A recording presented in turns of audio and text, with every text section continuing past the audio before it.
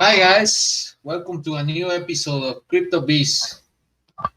Today it's January 13, 2021. And we are gonna talk. We have several news about the crypto industry. Uh, Local bitcoins will limit the trading in the US to 10 states. US Navy awards 1.5 million contract for a blockchain company. And a blockchain company, Hedera Hashgraph, present a new solution for apostille of documents on the blockchain. So first of all, let's start with the prices of the cryptos. We are still down with all the cryptos. A little bounce back after the 30K, after Bitcoin touched the 30K levels. We are right now on 34 and 500, 34K and 500 US dollars. Ethereum it's just above $1,000 with 1,064 US dollars. Litecoin it's almost $140, 137.93 US dollars. Um, and all the cryptos just the same way, a little bouncing back after the big drop of almost 30%. So it's holding in a horizontal movement, but let's hope we are still going up with this bull market. So let's move on with the first news. This is about Localbitcoins, guys. Localbitcoins is a website. It's a platform that it's operated, I think, from Norway or from Sweden, I think, and they operate all over the world, and they are kind of escrow. So you can just the the usefulness of this web page of this platform is that you can trade with cash. So many users use it to trade with cash, and they they transfer their bitcoins. They operate only in bitcoins, I think, and you transfer your bitcoins to their account, to their escrow account, and then you meet with a with a trader, with a seller, or with a buyer of the bitcoins, and you can trade with cash. That's a really advantage I see with this platform. But you can also trade with other kinds of payments, like deposit in bank account or a wire. Uh, but they now uh,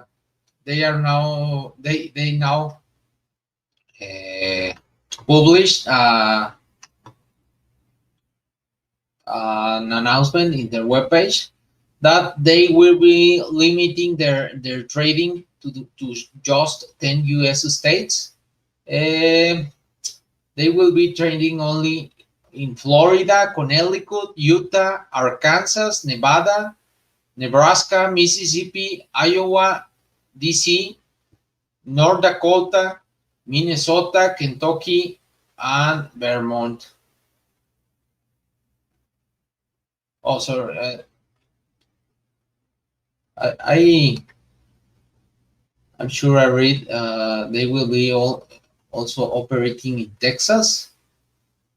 I don't see in this. Oh, sorry. That states are the states that are will be not operating anymore. Um, but the states that will continue to use the website, it's include Illinois, Kansas, Montana, New Hampshire, New Jersey, Pennsylvania, Tennessee, Texas, Virginia, and Wisconsin. So these 10 states will continue to use the platform in the US. And all the other countries will continue to use the platform. For sure, there are other countries that are banned as well in the platform, like maybe China or Iran. But in the US, the laws are different. The banking laws and the financial laws are different in between the states. So these states are more crypto friendly than other states.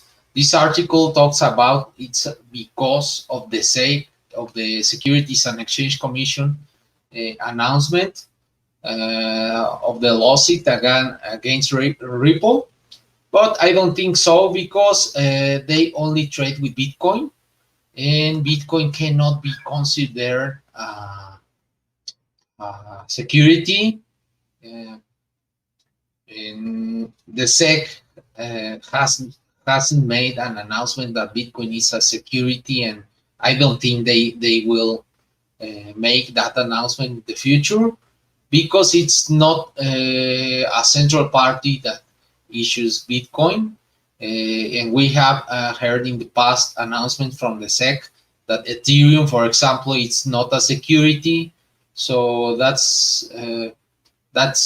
makes me to think that they will also consider Bitcoin not a security.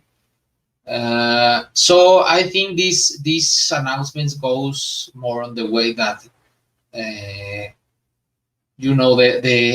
laws for money exchange, the bank laws in each state consider some rules for a business to be a service money business. I think it's the name.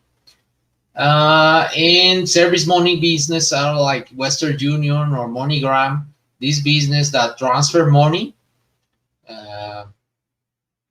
And for each state that it's considered service money business, each state you have to award a license in that state to operate. So I'm talking about Texas, for example, that have issues. The Financial Authority of Texas that regulates this kind of business has made some announcements, has issued some documents, some announcements in regard that cryptocurrencies are not what kind of the business that manages cryptocurrencies are not considered service money business, and you have not to award a license in order to do that. But in some cases they will, yes. But you have to consider also the federal laws that ask for anti-money laundering and know your customers requirements, like the FinCEN rules. These are for all the country, and you also the business that operate with this kind of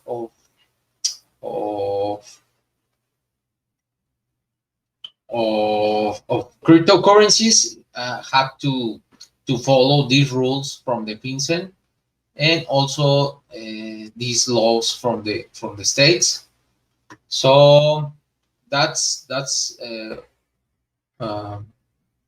what I have read about these laws. But guys, this is just my opinion. If you want to just remember, it's not an advice, it's just an opinion. If you want to start a business for this, you have to consult with a lawyer. But what do you think about this news about uh, local bitcoins to limit their operation to only 10 US states. Are you in one of those states that will halt to operate with cryptocurrencies on local bitcoins, or are you on these states that will continue to operate? What do you think about this ban of operations? Leave me your comments, guys.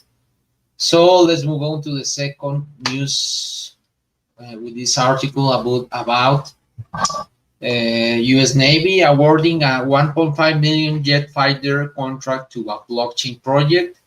We have seen the U.S. Army and also U.S. Navy and U.S. Air Force.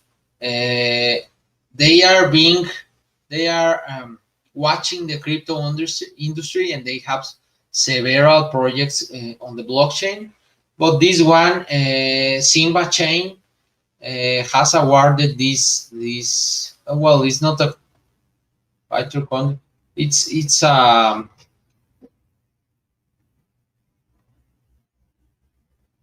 contract and for 1.5 million, and this company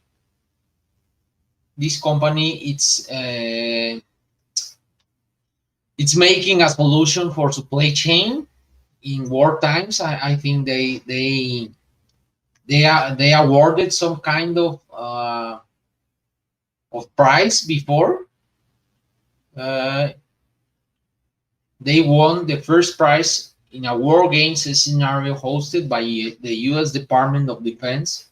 Simba took home a 100K for its implementation of a secure blockchain-based communication network, beating out competitors from being in the process. Guys, blockchain, one of the most popular uses in the industry for blockchain is this supply chain management. And in this case, for the U.S. Navy or for war times, just think about it, guys. The first things when there's a war, a country, an enemy tries to attack are the production facilities, guys, the manufacturing facilities, the oil facilities, because when you attack these facilities, you are going against the military industry that manufactures the bombs and the guns and all the weapons from your enemy.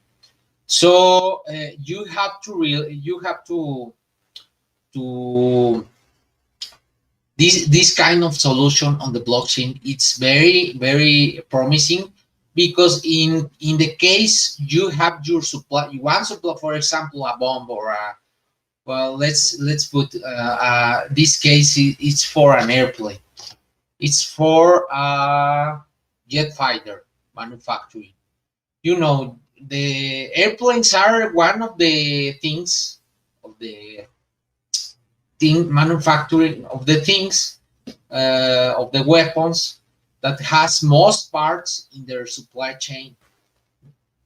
So just imagine, and they are very specialized parts, guys. So just imagine your enemy attacks bombs supplier for the, I don't know, for the turbines or the some kind of part, essential part of your airplane. You will halt the production of this airplane, and this will affect the army, guys, the Navy. So you have to rely on some kind of intelligent supply chain that has access to many suppliers, and that another supplier can replace the supplier that was bombed. So I just think, I don't know with this kind of solution, but I just think this has also to rely in open source, guys, in open manufacturing, guys, because you have to open uh, all these plans or these drawings for the manufacturing of the airplane between, of course, in a network or supplier, not to the public. But once you you lose one supplier, if you share these plans, these drawings between all your suppliers, another supplier can replace this kind of can also manufacture this kind of piece. Uh, so I think with blockchain will be a good solution for this, because you don't rely in a central party to manage the supply chain solution. So it's uh, I think it's a good solution, guys. But I also think you can, as you know, guys, all the most promising technology like the GPS were first implemented by the U.S. Navy or the Army, the Army, and then the private industry implemented these kind of solutions. And we see, for those that knows about the automotive manufacturing, for example, or you can also implement in the private manufacturing of airplanes like Boeing or Airbus. You can implement this kind of solutions, because this kind of manufacturers have many suppliers, and they rely on these kinds of solutions. They rely in a supply that is called lean supply management. Lean supply management, it's about just when you need a piece, you just ask the piece from your supplier. You don't have a stock of pieces, or you don't ask for a lot of pieces from your supplier. But once you need the piece, you ask for your supplier.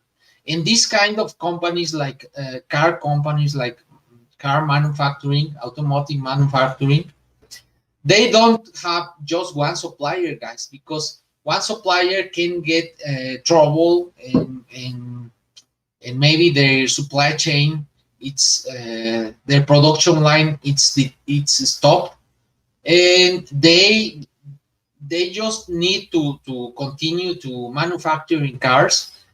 And when this happens, they just asks for another supplier. So they have like 3 to 5 or 10 supplier of the same piece, and they relied in centralized supply chain. For example, Toyota or Ford, the manufacturing, the assembler of the car is the one that manages the supply chain for all the suppliers. But with this kind of solutions on the blockchain, it will be more. I don't know how you say. Uh, it's it's when you have a problem, it will be more reliable in case of disaster. Uh, so I think we will start to see more and more this kind of solution in the private industry, in the private manufacturing, in this kind of industries. There are two industries that I think are the most prone to apply this kind of solution. Is the automotive and the airplane manufacturing. So we will start to see this kind of solution in those industries. But what do you think, guys? Do you think this can apply to another industry? What do you think about this solution for the Navy? for this kind of disaster scenarios? Leave your comments, guys. And let's move on to the last one, to the last news. This is about Hedera Hashgraph. It's another company from Texas that presents an e-Apostille proof of concept to Texas Secretary of State.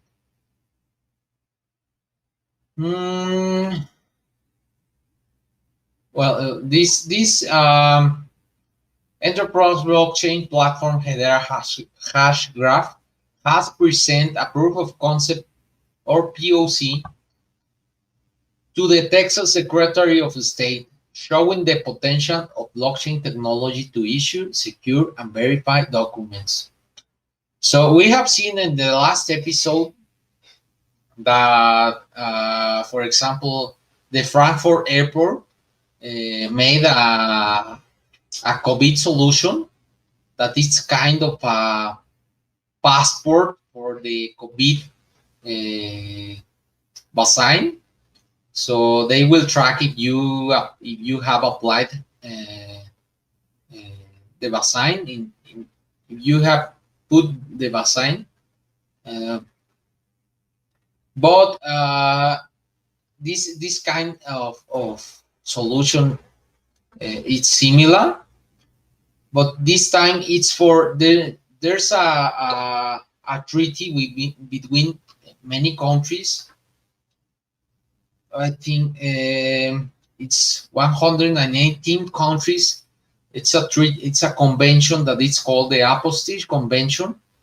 All the countries that signed this convention, this treaty, agree to accept all the documents that has the apostille stamp.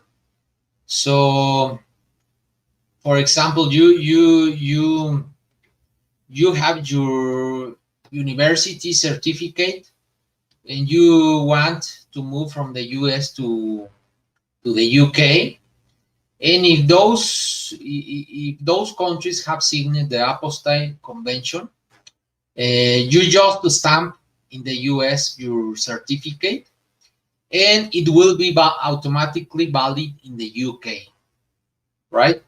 So it's kind of validation. So if you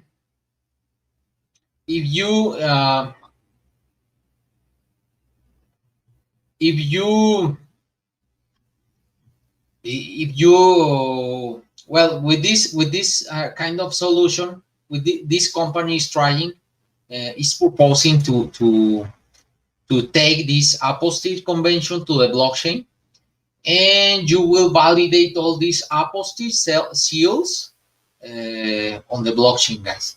So maybe all the countries will have to adopt this protocol on the blockchain, and then you only have a QR code in your certificate, and they will validate this